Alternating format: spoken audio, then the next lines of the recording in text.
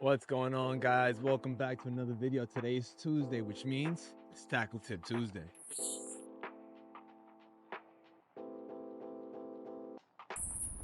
So today we're going to be talking about how to fish these jigs to get these real big bass during the fall and possibly all through the winter.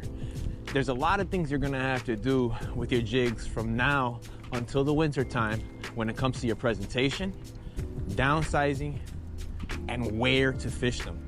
Your retrieval is also going to be a big concept to all this. So let's get into it.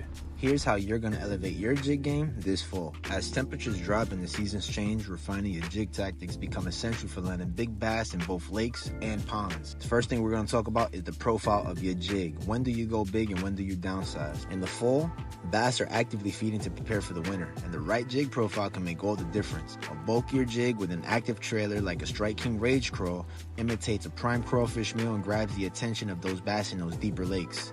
However, when you're fishing in a pond where the forage size may be smaller or the bass are pressured, try downsizing to a finesse jig like a 1/4 ounce or 5/16 ounce with a compact trailer to be more effective.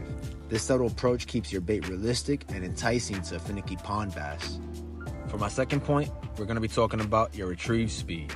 As the water temperature cools, the bass metabolism will start to slow down, making them less inclined to chase those fast-moving baits.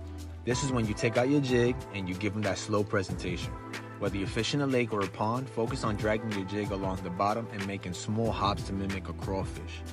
This keeps your bait in the strike zone just a little bit longer and presents it as an easy meal.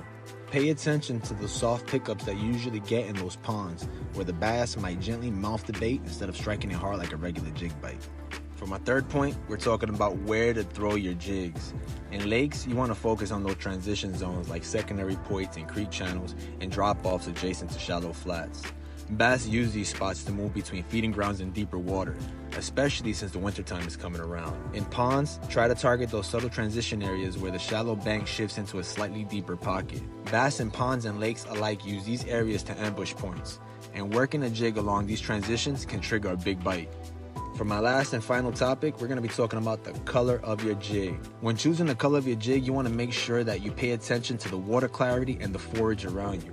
If you're in stained, muddy water, whether it's a lake or a pond, go with those darker colors, your black and blues and your black and reds, to create a strong silhouette that a bass can track.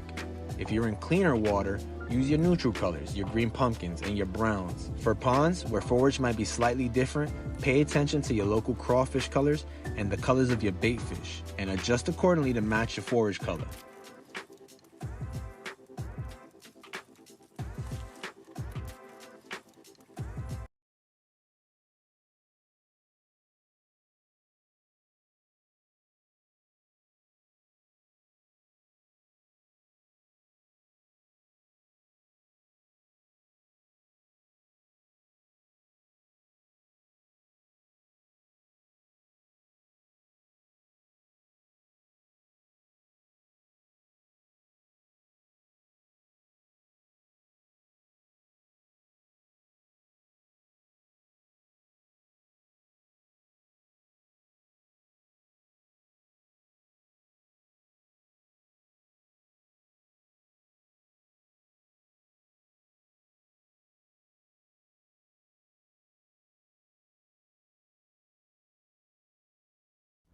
By refining your jig profile, presentation speed, target areas, color choices, and knowing when to downsize for ponds or finesse situations, you'll be in the prime position to land a big bass in both lakes and pond this fall. Master these strategies and you'll be well on your way to dominating the fall jig bite.